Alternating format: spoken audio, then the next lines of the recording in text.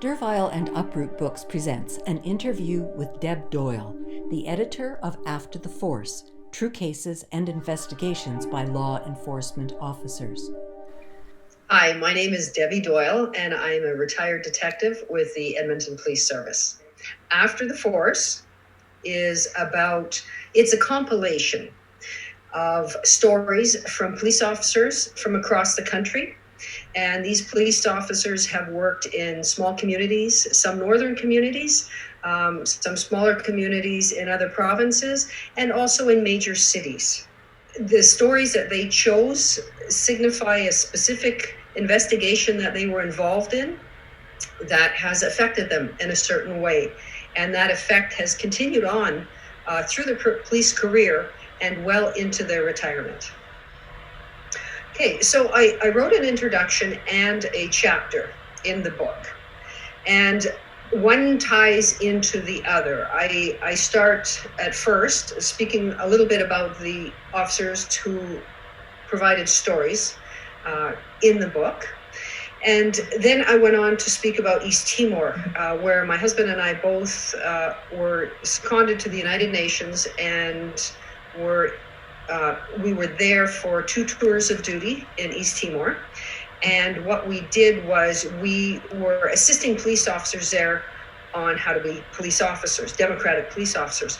So what I did is I used an investigation there to show how different policing is and the lack of supports that victims have in policing and in their lives when it comes to crimes against them, and showed that difference there as compared to what it is like here in Canada.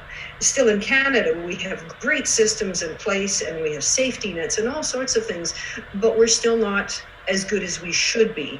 But I did want to make that comparison to show that we have had struggles in the past, but we are getting better as time progresses. In regards to my chapter, I tie it into East Timor, and then I bring it back to when I worked at the Zebra Child Protection Center. And that was the only one of its kind in Canada at the time. And it was a multidiscipline unit where police and children's services and medical practitioners and the Crown all worked in collaboration to assist in bringing a case toward the courts. And so the biggest thing I found was when a child came in so that we could conduct an interview into what happened. The child, they came in, and within minutes of sitting in the interview room, they disclosed the worst and first unwanted sexual experience of their life. And that was within moments of sitting in the interview room. And it never ceased to amaze me that they would trust me enough to disclose that to me. And one of the important things that I learned was that children want to be heard and they need to be believed. And the difference between what the child wanted as compared to what adults want in society. The child wants to be heard and needs to be believed. And adults, we want justice. We want a pound of flesh. We want the bad guy to go to jail. We want this never to happen again. And it was such a difference between the behaviors, the psychological behaviors of children and adults within the judicial system in Canada. And the officers who did write in this book, they're putting themselves out there. They are putting their hearts out there to show that they're experiencing trauma still after all of these years.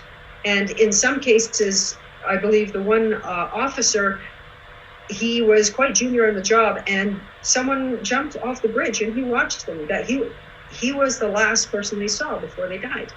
And then the trauma of another police officer dealing with a partner who was suffering from PTSD. And back in the days, the term PTSD was not as well known. And it was known, the shell shock part of it was known from the wars, the First and Second World War, when people spoke about shell shock. But PTSD hadn't manifested itself into mainstream society where they knew about it. So she was dealing with an officer who was dealing with that. And then there's also other stories where even though it may seem minor, but the officers are dealing with it, where there's a child serial killer with several children being murdered. There is no doubt that trauma does relive itself. Officers have woken up with, nightmares or have flashbacks in the middle of the day. And when we spoke over the phone, when I was speaking with all of them, they talked about that, but that didn't define their lives. And they wanted to make sure that that was the case. It didn't define their lives, that they were dealing with the mental issues, the psychological issues, as well as any physical issues they had from working the job.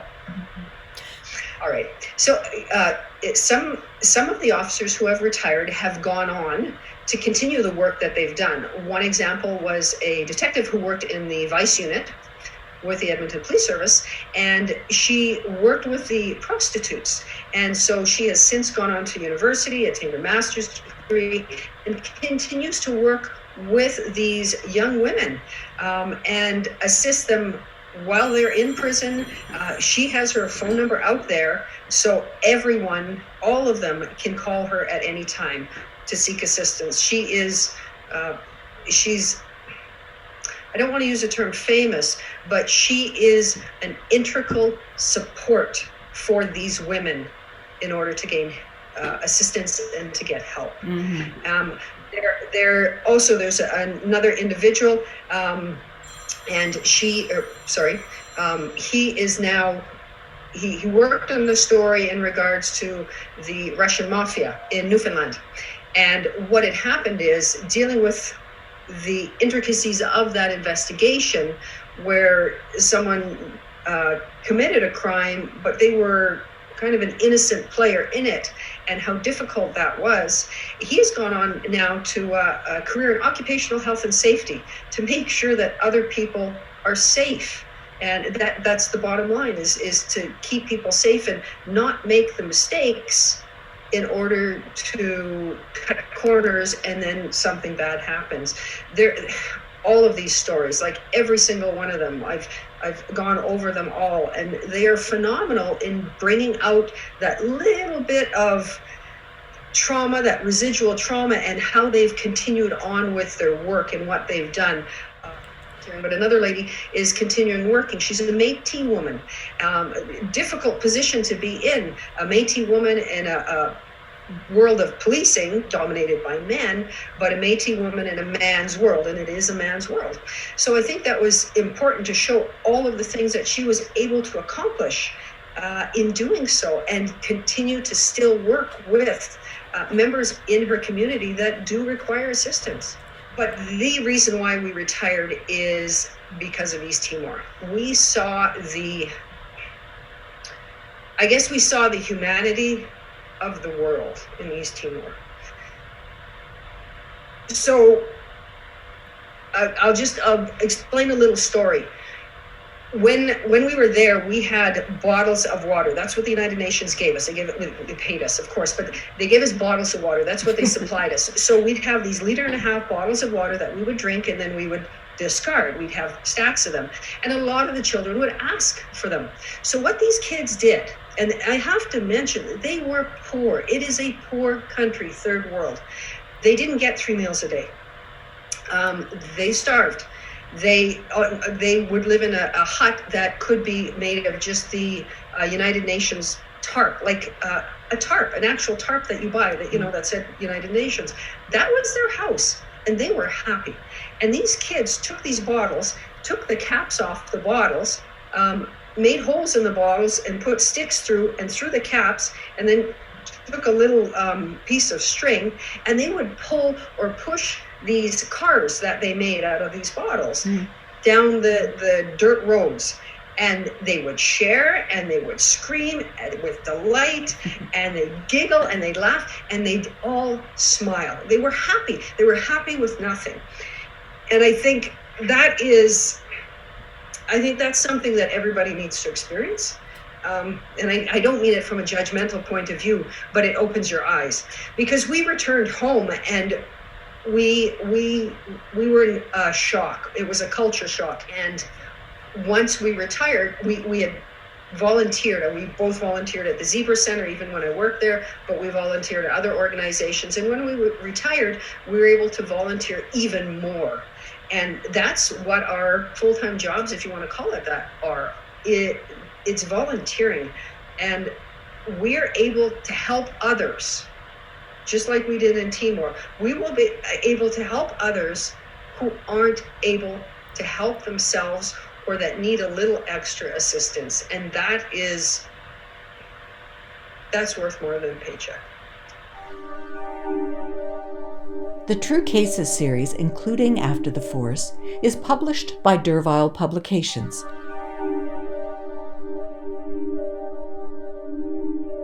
More information is available at durvile.com.